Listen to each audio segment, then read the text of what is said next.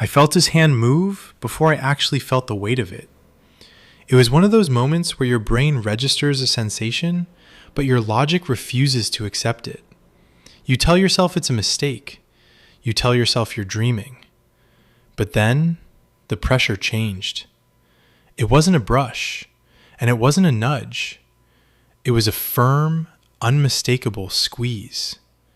Right there, in the dark of my own bedroom, my best friend of 5 years, the man I called a brother, had just crossed a line I didn't even know existed between us. Now, I'm sitting in my kitchen at 4 a.m, the silence of the apartment feeling heavy and suffocating, wondering if I ever really knew him at all. Was this a freak accident? A sleepwalking delusion? Or have I been inviting a predator into my home for the last half-decade? The worst part isn't the confusion. It's the sudden, cold realization that I no longer feel safe in the one place I'm supposed to be protected. They say you don't truly know someone until you live with them, but I thought I was the exception to that rule. Jay and I weren't just casual acquaintances. We were the kind of friends people envied. You know that bond, the one where you don't even have to finish your sentences because the other guy already knows what you're thinking. That was us. For 5 years, we were a duo. We were the guys who showed up to every party together, the guys who backed each other up in every argument, and the wingmen who had a specialized shorthand for navigating a crowded bar. Our friendship was built on a foundation of shared experiences that most people don't get in a lifetime. We traveled the world together. We navigated through foreign cities with nothing but a map and a sense of adventure. I remember a summer we spent backpacking through Europe, sleeping in cramped hostels, sharing cheap meals, and looking out for one another when things got sketchy. There were nights we'd find ourselves in a town where we didn't speak the language, tucked away in some tiny room with 2 twin beds pushed together because that was all we could afford. We probably shared a bed 10 times over those years. It was never a thing. It was just 2 guys, tired from a day of exploring, crashing out so we could do it all over again the next morning. There was never a vibe, never a lingering look, never a moment where I felt like I had to sleep with one eye open. I even went to his home country. That's a different level of trust, isn't it? When you fly halfway across the world to stay with someone's family, you're not just friends anymore. You're kin. I stayed at his parents' house for 2 weeks. I ate their food, I laughed at his father's jokes, and I saw the room where he grew up. I saw the roots of the man he was. He was a guy's guy. He was successful, charismatic, and incredibly good with women. That was our thing. We'd go out, we'd meet girls, we'd bring them back, and we'd recap the night over breakfast the next day. He was the guy I looked up to in that department. He had this effortless way about him, a confidence that I admired. There was never any doubt in my mind about who he was or what he was about. So when Jay called me a few weeks ago, telling me he was moving to my city and needed a place to crash while he hunted for an apartment, I didn't even hesitate. Why would I? This was Jay. This was the guy who had helped me out a dozen times before. He'd been there for me during my worst breakups, helped me move apartments in the pouring rain, and was the first person I called when I got my last promotion. Opening my doors to him wasn't a favor. It was just what you do for your best friend. Stay as long as you need, man, I told him. My place is your place. The first few days were exactly like old times. It felt like we were back on the road again. We'd grab drinks after I got off work, we'd talk about the future, and he'd update me on the apartment leads he was following. My apartment isn't huge, but it's comfortable. I have a sofa bed in the living room, but honestly, because we were so used to the hostel life and traveling, we didn't really make a big deal about the sleeping arrangements. Sometimes he'd crash on the sofa, sometimes we'd end up passing out in my room after a long night of gaming or talking. It was the bro lifestyle.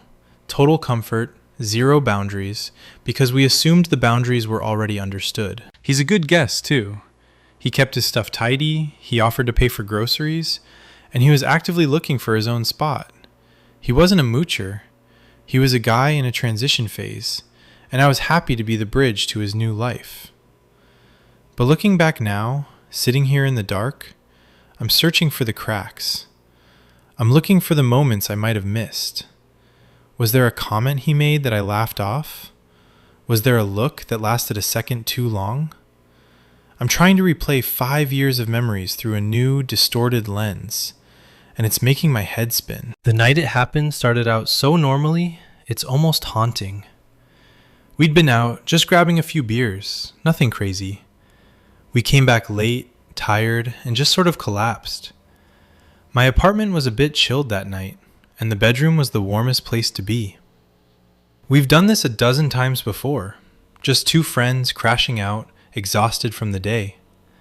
We were both in bed, the lights were out, and within minutes, I could hear his breathing go heavy. I was drifting off myself, that half-conscious state where the world starts to blur and your thoughts turn into soft static. That's when I felt it. At first, I thought he was just moving in his sleep. People toss and turn, right? I felt his arm shift, his hand coming closer to me. I stayed still, waiting for him to settle back down. But then, I felt his fingers. They didn't just brush against me, they closed. I felt the heat of his palm. My heart skipped a beat, a cold spike of adrenaline shooting through my chest. He's asleep, I told myself. He's dreaming. He thinks he's with someone else. I tried to move away slightly, a subtle hint to his subconscious to retract. I shifted my weight, hoping the movement would wake him up or at least make him pull back. But instead of pulling away, he gripped. He squeezed my ass. Hard. It wasn't an accidental touch. It wasn't the clumsy movement of someone lost in a dream. It was deliberate. It was firm. It was an action that required intent. In that split second, the air left the room. My mind went into a tailspin. I froze. You always think you'll react instantly in a situation like that you'll jump up and shout or swing, but the shock is paralyzing. This was Jay. This was my brother. My brain was screaming at me that this wasn't happening, while my body was telling me that it very much was. I waited for him to say something, to mutter a name in his sleep, to realize what he was doing and recoil in horror. But there was nothing. Just the sound of the air conditioner and the thudding of my own heart in my ears. After what felt like an eternity, I reached back and firmly moved his hand away. I didn't say a word. I just pushed his hand back to his side of the bed. He didn't wake up. Or he pretended not to. He just rolled over, turning his back to me, his breathing remaining steady. I lay there for the next 3 hours, staring at the ceiling, the darkness of the room feeling like it was closing in on me. Every time he shifted an inch, I flinched. Every sound he made felt like a threat. I felt like a stranger in my own bed, a prisoner in my own home. By the time the sun started to peek through the blinds, I couldn't take it anymore. I got up, moved to the kitchen, and started a pot of coffee I knew I wouldn't drink. I felt sick. I felt violated. But more than anything, I felt confused. How do you confront your best friend about something like this? How do you ask the man who has helped you enormously in the past if he just intentionally molested you? The silence of a house at dawn is usually peaceful, but that morning it felt like a heavy weight pressing against my chest. Every creak of the floorboards in the other room made my heart rate spike. I sat there at the kitchen table, the cold formica pressing against my forearms, staring at my phone. My thumb hovered over the screen. I didn't want to speak. I couldn't. My throat felt like it was lined with sandpaper, and I knew that if I tried to vocalize what had happened, my voice would crack. It would make it too real. How do you even start that conversation? Hey, remember when we were sleeping and you grabbed me? It sounds ridiculous when you say it out loud, doesn't it? Especially between two guys who have been through what we've been through. We were the bros. We were the guys who went out and pulled girls, as we used to say. Our entire dynamic was built on a very specific type of masculine energy. We were confident, we were out there, and we were always looking for the next party, the next girl, the next adventure. There was never an ounce of ambiguity between us, or so I thought. The more I sat there, the more the man-to-man aspect of this started to eat at me. It's a different kind of awkwardness. It's a layer of confusion that I wasn't prepared for. If a stranger had done this, I'd know exactly how to feel. If it were a woman I wasn't interested in, I'd know how to set the boundary. But this was Jay. This was the guy who had stood by me when I was at my lowest. He'd helped me through situations that would have broken other people. He'd been my shield more times than I could count. And now, I was looking at him as a potential threat. I finally decided I couldn't wait for him to wake up and walk into the kitchen. I couldn't handle the "good morning, man," or the casualness of him making a pot of coffee while I sat there screaming internally. I needed to put a barrier between us immediately. My hands were shaking as I typed out the message. I wanted to be clear, but I also wanted to leave a door open for an explanation, even though, deep down, I wasn't sure what explanation would satisfy me. I hit send. "Hey man, I need to tell you that something happened last night that made me feel incredibly uncomfortable. For the rest of your stay, you need to sleep on the sofa bed. We both need our own space." I stared at the delivered status. It felt like I just pulled the pin on a grenade and dropped it in the middle of our 5-year friendship. I heard his phone buzz in the bedroom. A few seconds later, I heard the bed creak. My stomach did a somersault. He was awake. He was reading it. I stayed in the kitchen, my back to the hallway, waiting for the sound of his footsteps. I expected a shout or him to come running out to apologize profusely, claiming he was in the middle of a vivid dream. I expected him to be as horrified as I was. But instead, there was just silence. Long, agonizing minutes of nothing. When he finally did emerge, he didn't look at me. He walked straight to the bathroom, the door clicking shut behind him. The sound of the shower starting felt like a wall being built. I sat there, nursing a cold cup of coffee, feeling like a prisoner in my own home. That's the thing about a violation of trust. It doesn't just happen in the moment. It poisons the environment. My living room, my kitchen, my sanctuary, it all felt tainted. I found myself looking at the sofa bed, wondering if that was enough. Would a few feet of distance and a thin mattress really change the fact that the person I trusted most had laid hands on me in a way that felt entirely too intentional? I started thinking about all the times we'd shared a bed in the past. 10 times, maybe more. We'd been in hostels in Berlin, cheap motels in Vegas, his parents' house in his home country. Why now? Why, after 5 years of nothing but brotherhood, did this happen?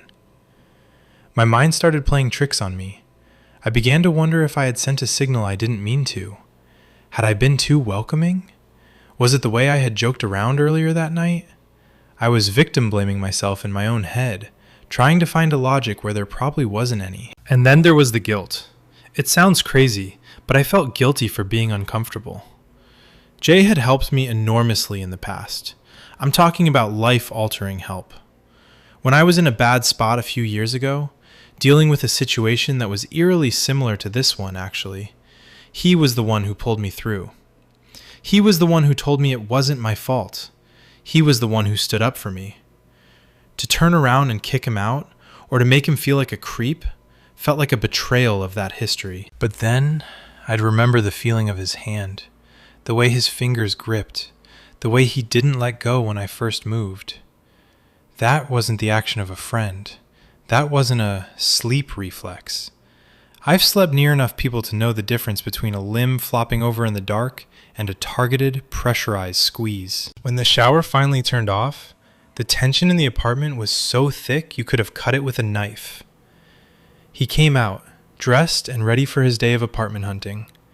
He still didn't look me in the eye. He just grabbed his bag and headed toward the door. "I got your message," he said, his voice low and devoid of its usual warmth. "Okay," was all I could manage. "I'll move my stuff to the sofa tonight," he added, and then he was gone. No apology. No, "Oh my God, I'm so sorry, I must have been dreaming." No explanation at all. just an acknowledgement of the new rules. That silence was louder than any excuse he could have given. It felt like a confession. If it had been a mistake, wouldn't you be falling over yourself to fix it? Wouldn't you be embarrassed? Wouldn't you be desperate to make sure your best friend didn't think you were a predator? His coldness felt like a shield. It felt like he was caught, and instead of seeking forgiveness, he was retreating into a defensive crouch. I spent the rest of the day at work, but I didn't get a single thing done. I kept checking my phone, hoping for a follow-up text. Something like, "Hey, I was thinking about what you said. I am so sorry. I have no idea what came over me. I think I was having a nightmare." But the screen stayed dark. I started talking to a few other friends. Vaguely, of course. I didn't want to out him if this was all a misunderstanding. I'd ask things like, "Have you ever had a friend do something weird in their sleep?" Most of them laughed it off. "Oh yeah, my roommate once tried to punch me while he was dreaming about boxing." Or, "My girlfriend talks in her sleep all the time." But when I'd describe the specific nature of it, the deliberate, sexual nature of the touch, the laughter would stop. "That's not sleepwalking, man," one friend told me. "That's testing the waters." Testing the waters reached into my chest and squeezed. The idea that for 5 years, he had been waiting for a moment where I was vulnerable enough, or the situation was ambiguous enough, to see what he could get away with. It made every memory we had feel like a lie. Was the trip to his home country just a way to get closer to me? Was his wingman persona just a front? I didn't want to believe it. I wanted to believe in the Jay I knew. The Jay who was a good guy, a loyal friend, and a straight shooter. But as the sun began to set and the time frame to come back to the apartment neared, the good guy Jay was fading, replaced by the shadow of the man who had reached out in the dark. I realized that for the next 2 weeks, I was going to be living with a stranger, and worse, a stranger who knew all my secrets, all my habits, and exactly where I slept. The sun dipping below the horizon felt like a countdown clock hitting 0. I found myself lingering at the office, taking on extra tasks I'd usually delegate, just to avoid the walk back to my own front door. When did my sanctuary become a place of dread? When did the sound of my own keys in the lock start making my stomach turn? I finally made it home around 8 p.m. The lights were on, and the smell of takeout hit me as soon as I stepped inside. Jay was sitting on the sofa that was now his bed. He was staring at the TV. A game was on, but his eyes looked glazed, like he wasn't really seeing the players on the screen. He didn't look up when I walked in. He didn't offer a, "Hey, how was your day?" or any of the usual banter that had defined our friendship for half a decade. He just sat there, a silent, looming presence in the middle of my living room. "I moved my stuff," he said, his voice flat. He pointed toward the pile of blankets and his suitcase neatly tucked into the corner. "Thanks," I muttered. I went straight to the kitchen, needing the physical barrier of the counter between us. I started washing dishes that were already clean, just to have something to do with my hands. The silence wasn't just quiet, it was loud. It was screaming with the things we weren't saying. The most infuriating part was the lack of an apology. I kept waiting for it. I kept thinking, maybe he's just embarrassed. Maybe he's waiting for the right moment. But as the minutes turned into an hour, it became clear that the moment wasn't coming. His refusal to address it felt like a second violation. It was gaslighting through silence. By not acknowledging it, he was making me feel like I was the one being weird or dramatic. He was making me question my own reality. Did I imagine the pressure? Was I being too sensitive? But then, I'd remember the grip. The way his fingers had literally sunk into my skin. That wasn't a phantom sensation. I looked at him over the counter, and for a second, I saw a stranger. I started thinking back to the time he helped me enormously. It was a few years ago, back in our early 20s. I had been in a really dark place after a messy breakup, and someone I thought was a friend had started spreading some pretty nasty, borderline illegal rumors about me. I was losing my mind. My reputation was in the dirt, and I felt like I had no one. Jay was the one who stepped up. He didn't just listen, he took action. He confronted the guy. He gathered evidence to prove the rumors were lies. And he literally sat with me every night for a month to make sure I didn't do anything stupid. He was my hero.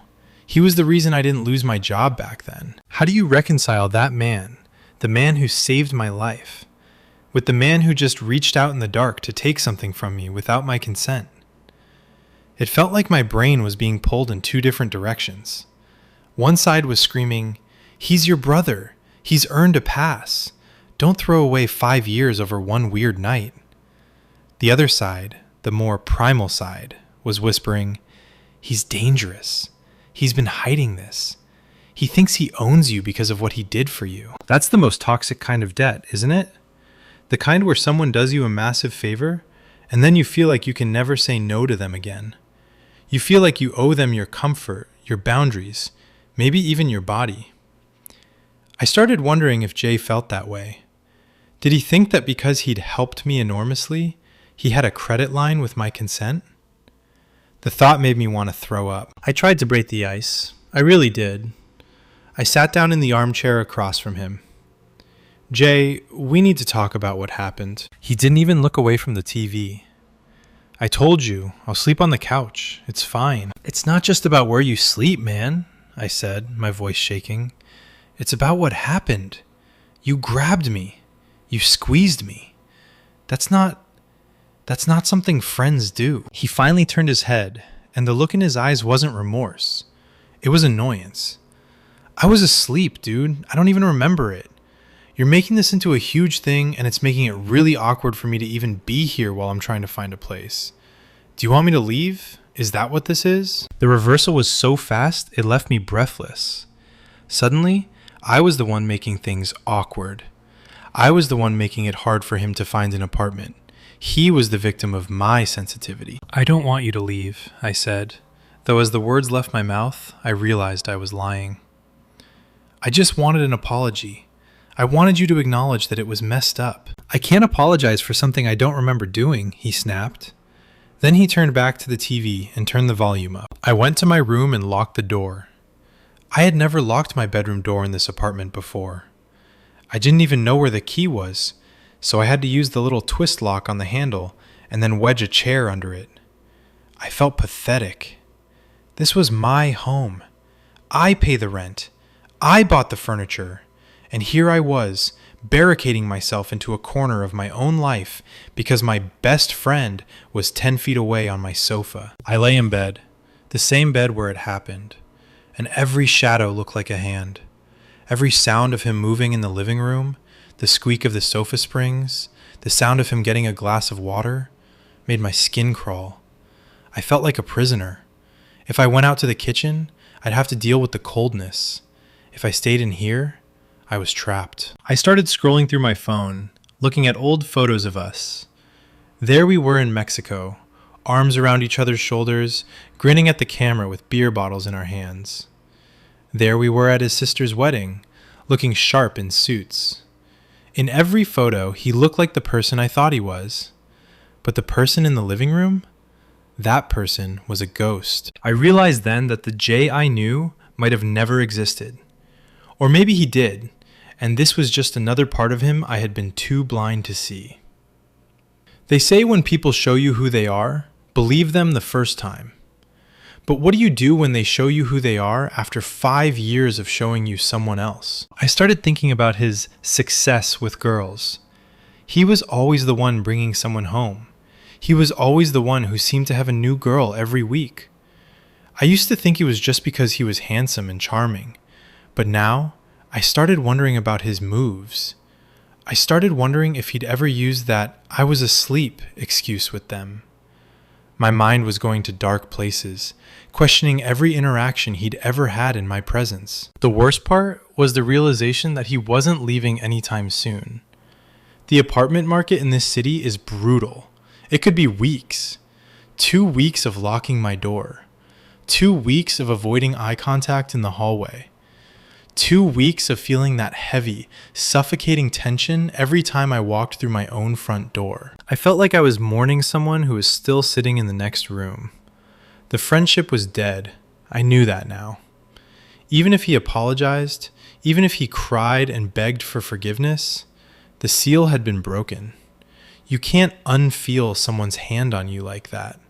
You can't unsee the look of annoyance when you ask for basic respect. As I drifted into a fitful sleep, the last thing I heard was him laughing at something on the TV. It was a loud, boisterous laugh, the same one I used to love. But that night, it sounded like a threat. It sounded like he didn't have a care in the world, while I was falling apart in the dark. The next few days were a masterclass in psychological warfare, though I'm still not sure if Jay was doing it on purpose or if he truly just didn't care. The Cold War had officially begun. In a small apartment, there's nowhere to hide from the tension. It's in the air you breathe. It's in the way the microwave beeps. It's in the sound of a door closing. I started adjusting my entire life around his presence. I'd wake up an hour earlier just to use the bathroom and leave for work before he even stirred on the sofa. I'd stay at the gym until I was exhausted, just so I wouldn't have to sit in the same room as him. But the most jarring part wasn't the silence. It was the sudden return of his normalcy. On the third night after the incident, I came home to find the apartment smelling like expensive cologne and hairspray. Jay was standing in front of the hallway mirror, adjusting his shirt, looking like the charismatic, confident guy I'd known for years. He looked up and gave me a casual nod, as if the last 72 hours of frozen silence hadn't happened. "Hey," he said, checking his reflection. "I'm heading out, meeting a girl I matched with on Hinge. Might bring her back here for a drink later. That cool?" I stood there with my grocery bag, stunned. That cool? Was he serious? We hadn't spoken more than 10 words since he told me I was making things awkward. And now he wanted to bring a stranger into the middle of this minefield? "Actually, Jay, I'd prefer if you didn't," I said, trying to keep my voice steady. "Things are already pretty weird right now. I just want some peace and quiet." He paused, his hand on the door handle. He turned to look at me, and for the first time, I saw a flash of something that wasn't just annoyance. It was a cold, calculated stare. "Look, I'm paying for my share of the groceries, I'm sleeping on a couch that's killing my back, and I'm out all day looking for a place. I'm a grown man. I'm not going to stop living my life because you're having some kind of crisis over a dream I don't even remember." He didn't wait for a response. He just walked out, the door clicking shut with a finality that left me shaking. I sat in the dark living room, staring at the empty sofa bed. He was right about one thing. He was a grown man. But he was also a man who had fundamentally altered the DNA of our friendship and was now acting like I was the one holding a grudge over nothing. I started to wonder, was I crazy? I went back to that night in my head for the 1,000th time. I replayed the sensation of his hand. I tried to imagine a scenario where that could have been an accident. Maybe he was reaching for a pillow?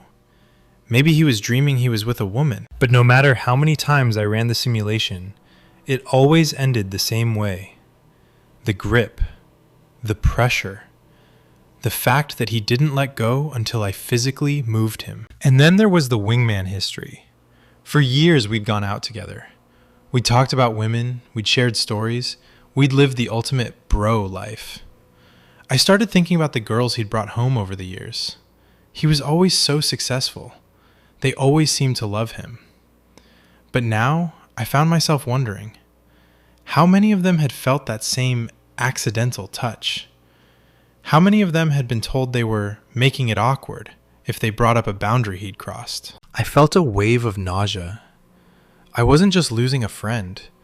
I was losing my faith in my own judgment. I had brought this man into my inner circle. I had introduced him to my family. I had stood by him. And now I was realizing that I might have been the ultimate enabler. Around 11:30 p.m., I heard the key in the lock. I was in my room, the chair already wedged under the door handle, but I couldn't help but listen. I heard a woman's laugh, light, flirtatious, and Jay's low, melodic voice responding. They were in the kitchen. I heard the clink of glasses. I sat on the edge of my bed, my heart hammering against my ribs. I felt like a ghost in my own home.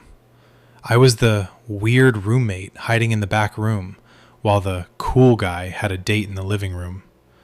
The injustice of it was staggering.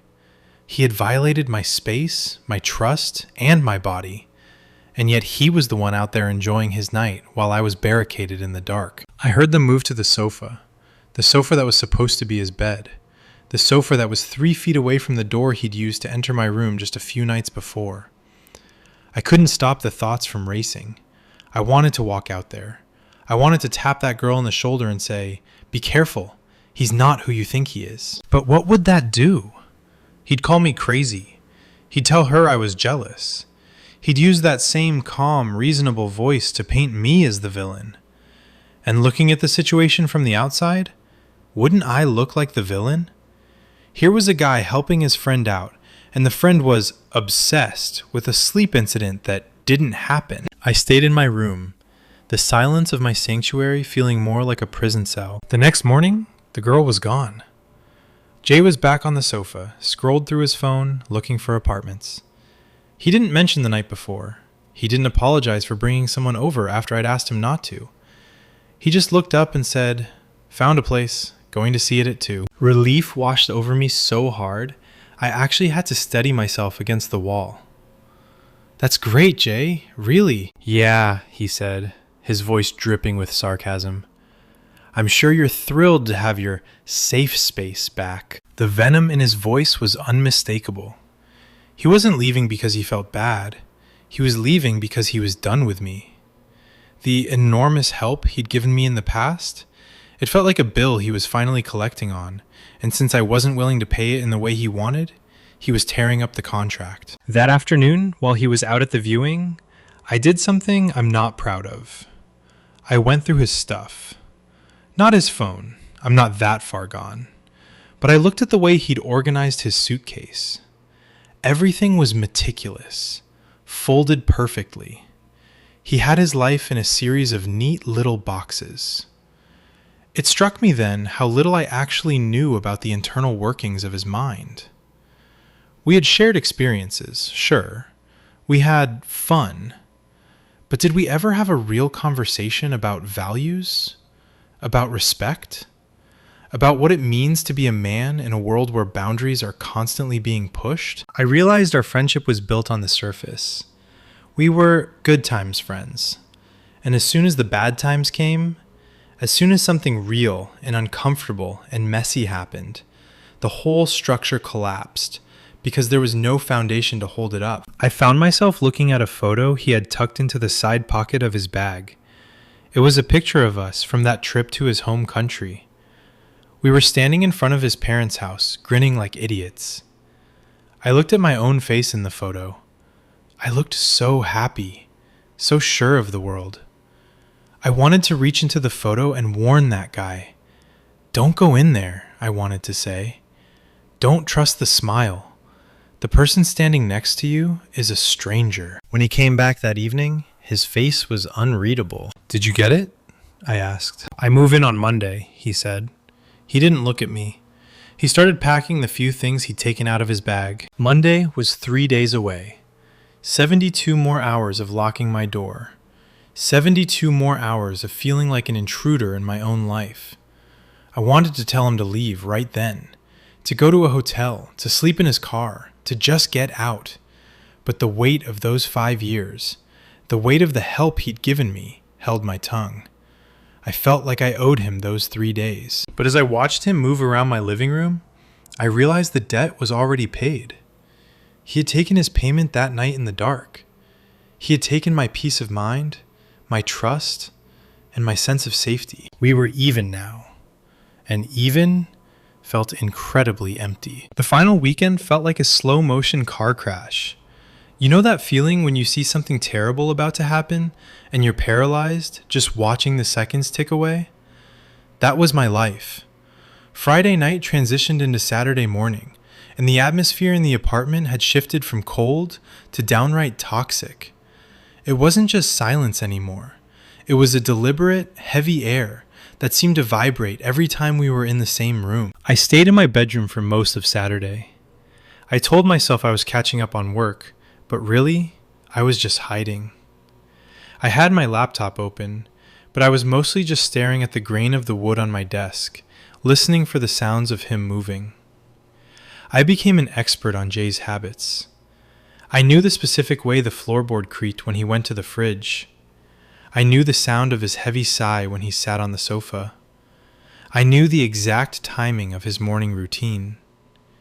It's a terrifying thing to become a scout in your own home, mapping out the movements of a person you used to consider your brother. To distract myself, I started thinking more about that time he helped me, the enormous help that I felt kept me indebted to him.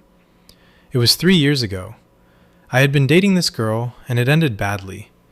She was vengeful, and she started telling everyone in our professional circle that I had been abusive. It wasn't true, not even close.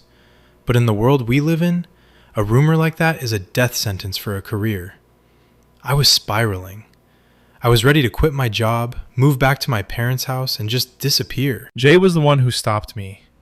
He didn't just give me a pep talk. He went into detective mode. He knew people who knew her, and he managed to find evidence, text messages she'd sent to her friends, bragging about how she was going to ruin me. He spent weeks helping me clear my name. He stood by me when other friends were distancing themselves. He was the only person who looked me in the eye and said, "I know who you are, and I won't let this happen." That memory was my anchor for 3 years. Every time Jay was a bit too loud, or a bit too arrogant, or stayed a bit too long, I'd think, he saved you. Give him a break. But now, as I sat behind my locked door, that anchor felt like a millstone around my neck. Was that help a gift, or was it an investment? Did he step up for me because he cared, or because he wanted the leverage? It's a dark thought, and it made me feel like a monster for even thinking it. But when the person who saved you from one nightmare becomes the source of another, you start to question everything. Around 4 p.m. on Saturday, I heard a knock on my bedroom door. Not an aggressive bang, just a soft, rhythmic tapping. My heart nearly jumped out of my throat. I stood up, my muscles tensing, but I didn't open the door. "Yeah?" I called out, my voice sounding thinner than I wanted it to. "I'm going out to grab some boxes for the move." Jay's voice came through the wood. It sounded normal. Completely, chillingly normal. "Do you need anything from the store? I'm picking up some cleaning supplies to wipe down the sofa area before I head out on Monday." It was a peace offering, or a performance of one. He was acting like the perfect guest again. It was a classic move, gaslighting 101. By acting like everything was fine and being helpful, he was forcing me into a position where, if I stayed angry, I was the unreasonable one. If I didn't accept the offer, I was being petty. "I'm good, thanks," I said, keeping the door firmly shut. "Suit yourself," he replied. I heard him walk away, the front door open and close, and then silence. The relief was instantaneous. I finally unlocked my door and stepped out into the living room. I needed to breathe. I needed to see my own apartment without him in it. I walked over to the sofa bed. He'd made it neatly, blankets tucked in, pillows fluffed. It looked like a showroom. But as I stood there, I couldn't stop my eyes from drifting to my bedroom door, seeing the path he would have taken that night. It was only 5 steps. 5 steps from his bed to mine. I sat down on the sofa, and for a second, I tried to imagine what was going through his head. If it was an accident, if he really was asleep, how would I feel? I'd be mortified. I'd be crying. I'd be doing everything in my power to make it right. I wouldn't be going on Hinge dates. I wouldn't be snapping at my friend for being dramatic. The lack of shame was the smoking gun. I went to the kitchen and poured myself a drink, something strong to dull the edge of the anxiety. As I sat there, I checked my social media. Jay had posted a story 10 minutes ago. It was a picture of the sunset with a caption about new beginnings and exciting things coming. Not a care in the world. He was already moving on to his next chapter, while I was still stuck in the epilogue of our friendship, trying to figure out where it all went wrong. I decided to call a mutual friend of ours, Someone we'd both known for years. Let's call him Mike.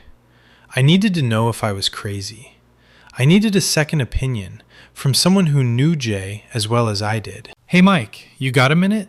I asked when he picked up. "Sure, man. What's up? How's Jay's move going?" I hesitated. How much do I say? It's been a bit weird, honestly. Something happened a few nights ago. I told him this story. I kept it objective. I told him about the travels, the 5 years of friendship, and then the night in the bed. I told him about the squeeze. I told him about Jay's reaction. There was a long pause on the other end of the line. I could hear Mike breathing. "Man," Mike finally said, his voice low. "That's heavy." "Do you think I'm overreacting?" I asked, my voice cracking. He says he was asleep. He says I'm making it awkward. "Look," Mike said, sounding uncomfortable. "Jay's a good guy. He's helped me out too, but there was this one time, a few years back. We were at a cabin for Ben's bachelor party. Everyone was wasted. I woke up in the middle of the night and Jay was just standing there by the end of my bed, just watching me sleep. I asked him what he was doing and he just said he was looking for the bathroom and got lost. I didn't think anything of it at the time, figured he was just hammered. But now that you're saying this..." The hair on my arms stood up. A good guy doesn't stand at the end of a bed and watch people sleep. A good guy doesn't have a history of accidents that all involve crossing physical boundaries with people who trust him. "Why didn't you tell me?" I asked. "Because it was nothing, man. Or I thought it was nothing. You don't want to think that about your boys, you know? You want to think everyone is on the same page." That was the problem. We all wanted to think he was the guy we thought he was. We were all protecting the image of Jay instead of looking at the man himself. By staying silent, by laughing off the weird moments, we had given him the space to keep doing it. I hung up the phone, feeling even worse. Now it wasn't just a one-time freak occurrence. It was a pattern. A subtle, creeping pattern of testing how far he could go before someone called him out. And I was the one who finally did. Saturday night was a repeat of the others. Locking the door, the chair under the handle, the fitful sleep. But Sunday morning brought a new kind of tension. It was the final day. Jay was packing his final boxes, the sound of packing tape ripping through the air like a gunshot every few minutes. We didn't speak a single word all day. Not one. We circled each other in the apartment like two predators in a cage. He'd go to the kitchen, I'd go to the bedroom. I'd go to the bathroom, he'd go to the balcony. It was a perfectly choreographed dance of avoidance. As the sun began to set on Sunday, I felt a strange sense of mourning. Tomorrow he'd be gone, and I'd have my apartment back. I'd have my safety back. But I'd never have that friendship back. 5 years of memories were being packed into those cardboard boxes and taped shut. Every laugh we shared, every trip we took, every secret we told, it was all tainted. I looked at the empty spot on the wall where his coat usually hung. I realized that the hardest part of all of this wasn't the touch itself. It was the realization that you can love someone, trust someone, and believe in someone for half a decade and still not truly know what they're capable of when the lights go out. I went to bed early on Sunday night, the final night. I didn't even eat dinner. I just wanted the morning to come. I wanted the door to close for the last time. But as I lay there, listening to him move around the living room, I had a terrifying thought. What if he wasn't done? What if, on his last night, he decided he had nothing left to lose? The shadows in my room that night seemed to stretch and contort, mirroring the twisted reality of my life. I lay on top of the covers, fully dressed, staring at the door.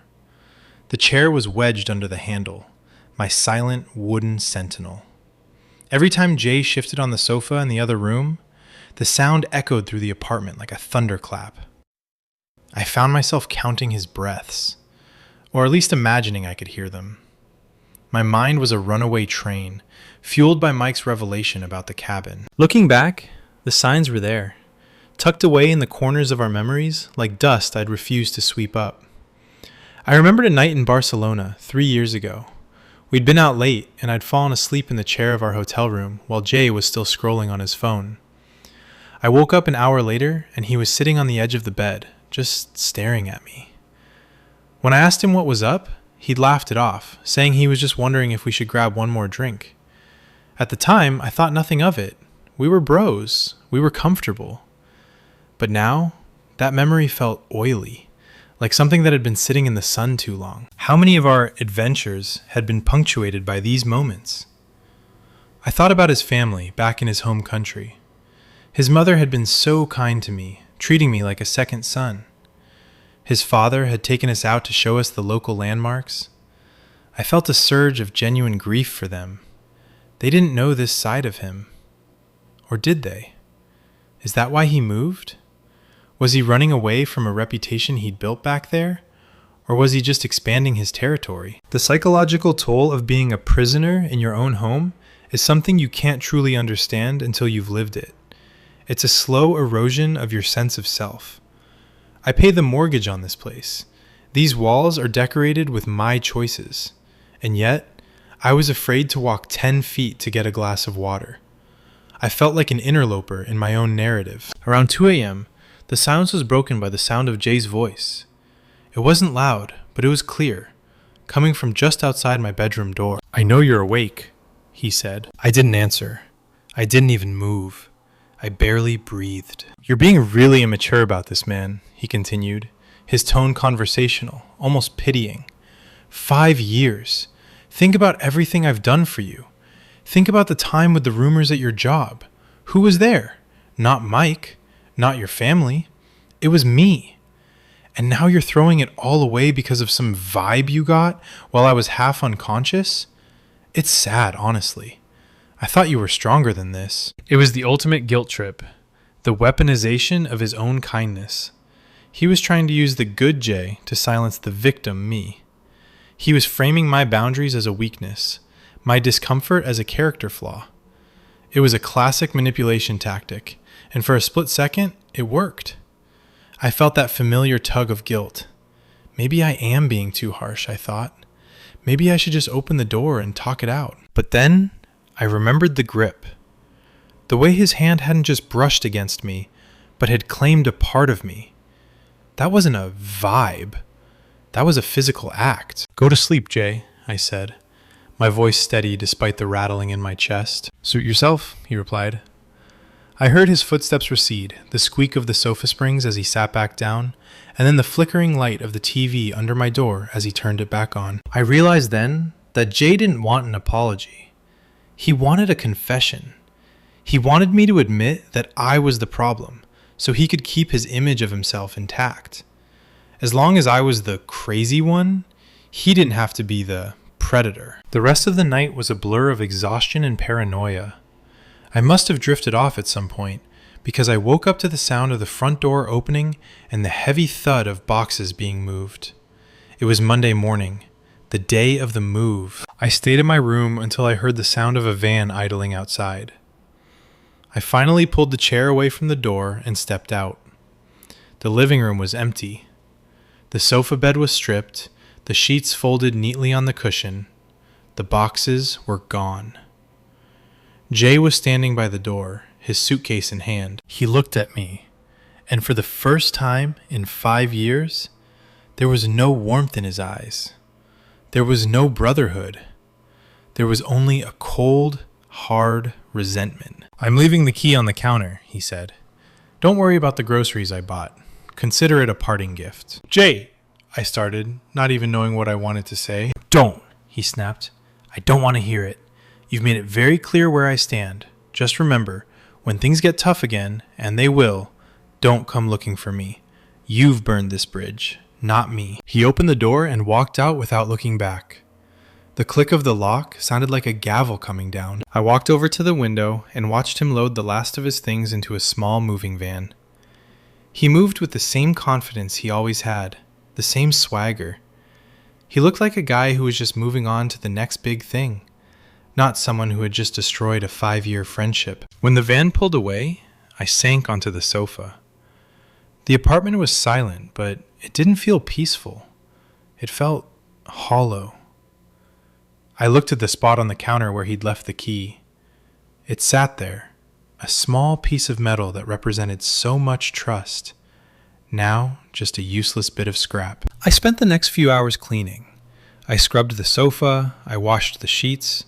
I opened every window in the place to let the stale air out. I wanted to erase every trace of him. But as I worked, I realized that you can't scrub away memories. I'd still see him in the photos on my phone. I'd still hear his laugh when I went to our favorite bars. I'd still feel the weight of the help he gave me. That's the hardest part about these situations. It's never black and white. Jay was a hero to me once. He was a protector. He was a brother. And he was also a man who violated my boundaries and gaslit me into feeling like the villain. Both of those things are true. They exist in the same person, and trying to reconcile them is like trying to mix oil and water. I started thinking about what comes next. How do I explain this to our mutual friends? Do I tell them the whole story and risk being called a liar? Or do I just say we grew apart and let the secret fester?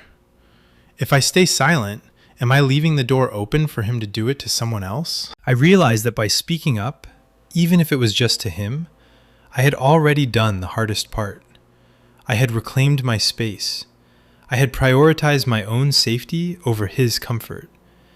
It felt lonely and it felt messy, but for the first time in a week, I didn't feel like a prisoner. I sat back on my freshly cleaned sofa and looked around my apartment. It was quiet. It was mine. And while the silence was heavy, it was a silence I could finally live with. The first week after Jay moved out was quieter than I expected, but it was a haunting kind of quiet. You'd think that once the person causing the tension is gone, the air would immediately clear, like a storm passing through. But it didn't feel like that. It felt like the air had been sucked out of the room entirely, leaving a vacuum where my life used to be. Every time I walked into the living room, my eyes instinctively darted to the sofa, expecting to see him sprawled out with his phone, or to hear that low, rhythmic breathing that used to be a comfort but had turned into a trigger. I found myself doing weird things I've never done before. I'd be at work and I'd suddenly get this overwhelming urge to check my home security camera app, even though I knew the locks had been changed. I spent $300 on a new smart lock the very afternoon he left. The locksmith looked at me like I was some kind of paranoid freak when I asked him to double check the strike plate. "You got a stalker or something?" he asked, wiping grease off his hands. "Just a change in roommates," I'd said, trying to sound casual, but my voice betrayed me. It was tight, brittle. That's the thing about this kind of betrayal. It doesn't just stay in the bedroom where it happened. It follows you into your kitchen, your bathroom, your office. It changes the way you look at every man you pass on the street. I found myself analyzing the way my male colleagues stood too close to me in the break room. I found myself flinching when a guy at the gym accidentally brushed against my shoulder while reaching for a set of weights. It was exhausting. I was living in a constant state of high alert, my nervous system fried from a week of sleeping with a chair wedged under my door. And then there were the check-ins. Our mutual friends started reaching out.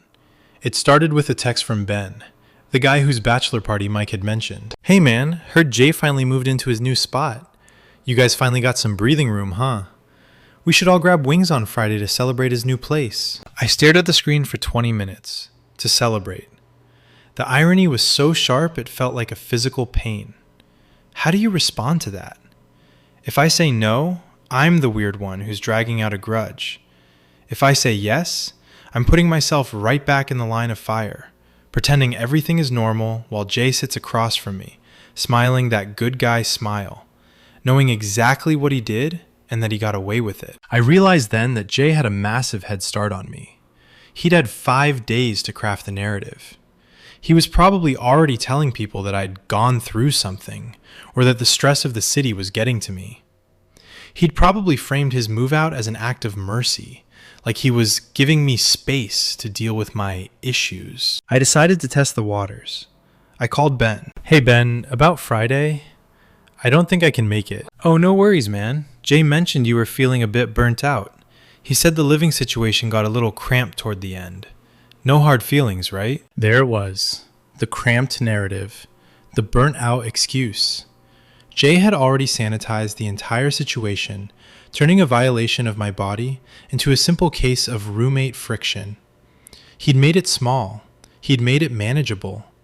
And by doing so, he'd made my truth sound like an explosion in a library, loud, disruptive, and unnecessary. Ben, did Jay tell you why it got cramped? I asked, my heart pounding. Just usual stuff, I guess. You know how it is, 2 guys in a 1 bedroom. He said you were getting a little sensitive about your space. Why? Is there more to it? I opened my mouth to tell him. I wanted to scream it. He grabbed me in my sleep, Ben. He squeezed my ass and then told me I was the one making it weird. But the words died in my throat. Why? Because I could already hear the reaction. I could hear the awkward silence on the other end of the line. I could hear Ben trying to rationalize it, just like I had.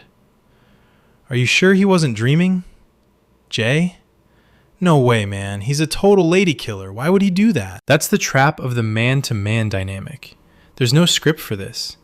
If I were a woman, there would be a protocol, a collective understanding of the violation.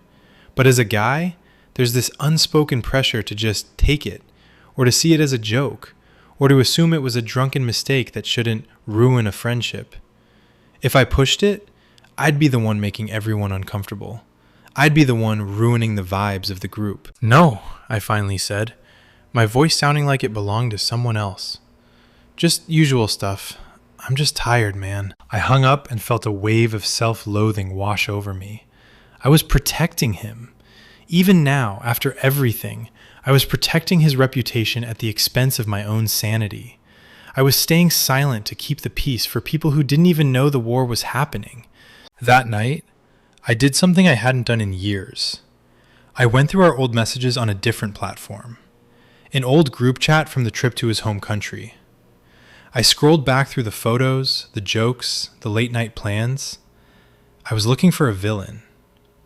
I wanted to find a message that proved he was always this way. I wanted to find a gotcha moment that would make everything make sense. But I didn't find a monster. I found a friend. I found a guy who told me he was proud of me when I got my promotion. I found a guy who sent me stupid memes when I was sick. And that's what makes this so much harder to process. If he had always been a jerk, I could just write him off. But he was a good friend. He was a great friend. Does a lifetime of good get canceled out by one bad? Or does the bad reveal that the good was just a performance? I started thinking about the concept of grooming. Usually, we talk about it in much darker, more predatory contexts. But is there a version of it that happens in adult friendships? Did he spend 5 years building up a credit of kindness and loyalty just so he could spend it on a moment of crossing the line? It sounds conspiratorial, I know. It sounds like I'm overthinking it. But when you're sitting in an empty apartment at 2 a.m., the overthinking is all you have. I realized I couldn't stay in this apartment anymore. Not tonight. The silence was too loud. I grabbed my keys and went for a drive. I drove past the bar where we used to meet up. I saw a group of guys standing outside, laughing, slapping each other on the back, the neon light reflecting off their beer bottles. I looked at them and wondered which one of them was the J of the group. Which one of them was the guy who everyone loved, but who had a secret that only one other person in that circle knew. I ended up at a 24-hour diner, sitting in a vinyl booth, drinking coffee that tasted like burnt beans. I watched the waitress move between the tables. I watched an old couple sharing a plate of fries. Everyone seemed so settled, so sure of their boundaries. I took out my phone and did something I should have done days ago. I blocked him. I blocked his number. I blocked his Instagram. I blocked him on LinkedIn. I watched his profile picture disappear, replaced by a gray silhouette. It felt like a small digital funeral. But even with him blocked, I knew it wasn't over. The social fallout was just beginning. In a few weeks, there would be a birthday party, then a wedding, then a holiday. We move in the same circles. Our lives are intertwined like a pair of knotted shoelaces. You can't just pull one thread and expect the whole thing to come apart cleanly. I looked at my reflection in the darkened window of the diner. I looked tired. I looked older. But underneath the exhaustion, I felt a flicker of something else. It was anger. Not the hot, explosive anger I'd felt that first morning, but a cold, steady flame. I was done being the reasonable one. I was done worrying about the vibes.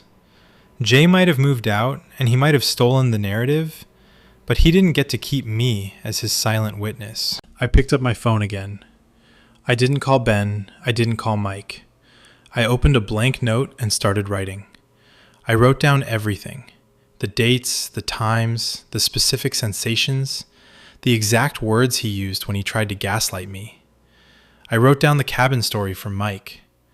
I wrote it all out, not for a group chat, but for myself. I needed to see the truth in black and white, outside of my own head. I needed to know that even if the whole world thought he was the good guy, I knew better. I finished my coffee and walked out into the cool night air. The sun was just starting to hint at the horizon. Another day. But this time, I wasn't going back to a prison. I was going back to a home that I was finally starting to take back. The weeks that followed were a strange exercise in reconstruction. I was rebuilding my life like a city after a silent war. The buildings looked the same from the outside, but the foundations were cracked, and the people inside were different. I had a routine now. I'd go to work, I'd go to the gym, I'd come home and lock my door. I stopped sleeping on the side of the bed where it happened. I moved to the other side, even though it felt wrong against the wall. It was a small, pathetic rebellion, but it was mine. Then came the invitation I had been dreading. It was Ben's 30th birthday. A big one. The kind of event you can't just skip without a real excuse. The group chat, the one I hadn't looked at in weeks, was blowing up. Everyone was going to this high-end lounge downtown. Suit and tie, expensive cocktails, the whole 9 yards. And of course, Jay was at the center of the planning. He was the one organizing the bottle service. He was the one coordinating the arrival times. I sat on my sofa, the phone vibrating in my hand like a live wire. I wanted to delete the app. I wanted to throw the phone into the river. But a voice in the back of my head, a voice that sounded a lot like the old me, said, "If you don't go, he wins. If you don't go, you're the guy who lost his mind. You're the guy who couldn't handle the cramped living situation." I spent 3 hours getting ready. I've never put that much effort into my appearance in my life. I wanted to look untouchable. I wanted to look like a man who hadn't spent the last month jumpy and paranoid. I wanted to look like the person Jay couldn't touch. When I looked in the mirror, I saw a stranger in a well-tailored suit. My eyes looked tired, but my jaw was set. The lounge was one of those places with dim lighting, loud bass, and air that smelled like expensive gin and desperation. I saw them as soon as I walked in. The boys. They were huddled around a corner booth, laughing, already on their second round of drinks. And there, right in the middle, was Jay. He looked perfect. He was wearing a dark navy suit that probably cost more than my first car. He was holding a glass of scotch, leaning back with an air of total authority. He was holding court, telling some story that had the rest of the guys leaning in, rapt. I took a deep breath, adjusted my cuffs, and walked over. "Hey guys," I said, my voice sounding steadier than I felt. The reaction was instantaneous. Ben jumped up and gave me a massive hug. "There he is, the man, the myth, the legend. We thought you bailed on us, man." The others chimed in, clapping me on the shoulder, handing me a drink. And then there was Jay. He didn't stand up. He just looked at me over the rim of his glass, a small, knowing smirk playing on his lips. "Good to see you, buddy," he said, his voice smooth as silk. "I was worried the burnout was going to keep you home. Glad to see you're feeling better." It was a shot across the bow, wrapped in a compliment. He was reasserting the narrative right there in front of everyone. He was the concerned friend. I was the fragile patient. "I'm feeling great, Jay," I said, looking him dead in the eye. I didn't smile. I didn't look away. Never been better, actually. Turns out, all I needed was a little more space. The table went slightly quiet for a beat. The guys looked between us, sensing the frost, but not understanding where it was coming from. Ben, ever the peacemaker, quickly changed the subject to the game that was on the big screen, and the tension dissipated for everyone. Except me and Jay. The night was a blur of performative masculinity. We drank, we laughed at the same jokes we'd been telling for 5 years, we talked about work and women and the future. But for me, it was like watching a movie with the sound muted. I was hyper aware of Jay's every move. I watched how he interacted with the waitresses. Overly charming, just a little too familiar, always pushing that line of what was appropriate. I watched how he leaned into the guys when he talked, his hand lingering on their shoulders just a second too long. Was he always like this? Or was I just seeing the predator because I'd felt the bite? Around midnight, I went to the bar to grab another round for the table. I was waiting for the bartender when I felt a presence beside me. I didn't have to look to know who it was. The smell of his cologne, the same one that had filled my apartment on his date night, hit me like a wave. "You're making it very difficult for yourself, you know," Jay said, leaning against the mahogany bar. He wasn't looking at me. He was looking at his own reflection in the mirror behind the bottles. "I'm just living my life, Jay," I replied, my hands gripping the edge of the bar so hard my knuckles turned white. "Are you?" He let out a soft, mocking laugh. "You're vibrating, man. I can feel the heat coming off you from across the room. You're obsessed with me. You're obsessed with this idea you've built up in your head to make yourself feel like a victim." "I don't need to build anything up," I whispered, leaning closer so only he could hear. "I know what you did, and I know it wasn't the first time. I talked to Mike, Jay." I saw the mask slip for a fraction of a second. His eyes narrowed, and the charming wingman persona vanished, replaced by something cold and sharp. "Mike is a drunk," Jay said, his voice dropping an octave. "And you're a paranoid loser who's looking for someone to blame for his own inadequacies. If you say one word to these guys, if you try to poison this group, I will ruin you. I've done it before, remember? I know exactly how to handle people who try to destroy a reputation. I'm the hero of your story, remember? Without me, you'd be nothing." It was a threat, plain and simple. He was reminding me of the enormous help he'd given me. He was reminding me that he had the power to protect me, which meant he also had the power to destroy me.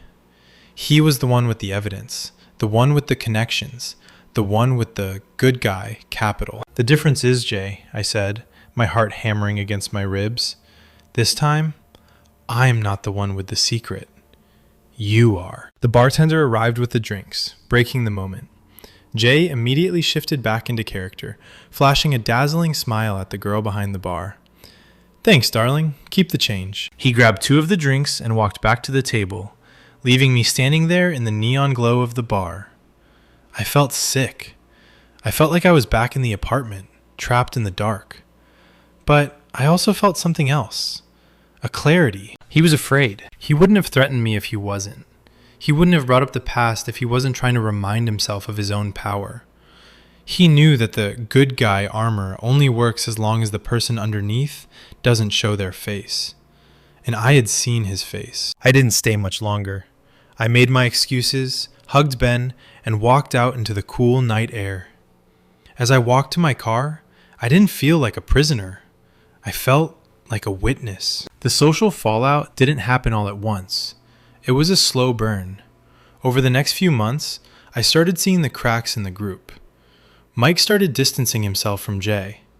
Ben mentioned that Jay had borrowed some money and hadn't paid it back. Little things. Small betrayals that, on their own, meant nothing, but together started to form a pattern. I never told the guys the whole story. I didn't have to. I just stopped being the one to defend him. When someone would complain about Jay being late, or Jay being arrogant, or Jay making a, quote, weird comment, I didn't offer an excuse. I didn't say, "Oh, that's just Jay." I just stayed silent. And in that silence, they started to see it for themselves. It's been 6 months now. Jay is still in the city, but he's not in the group chat anymore. He moved on to a new circle, a new set of friends who don't know his history, who haven't seen the mask slip. I see him occasionally on social media, still smiling, still the wingman, still the hero of his own story. But I don't flinch anymore. I learned a hard lesson about the debts we think we owe. I learned that someone can save your life and still be the person you need to be saved from. I learned that boundaries aren't awkward, they're essential. And most importantly, I learned that my safety and my peace of mind are not for sale, not even for the price of a 5-year friendship. I'm sitting in my apartment now. The windows are open and the city sounds are drifting in. It's peaceful. My bedroom door is open and there's no chair under the handle. I sleep on whichever side of the bed I want. So I have to ask you, have you ever had someone in your life who was a hero but turned out to be a villain in the dark? How do you handle that debt of gratitude when the person you owe it to crosses a line you can't uncross? Let me know in the comments. Your stories might help someone else realize they aren't the crazy one. And if this story resonated with you, if you've ever felt like a prisoner in your own life, hit that subscribe button. We tell the stories that people are too afraid to tell, and we're glad you're here to listen.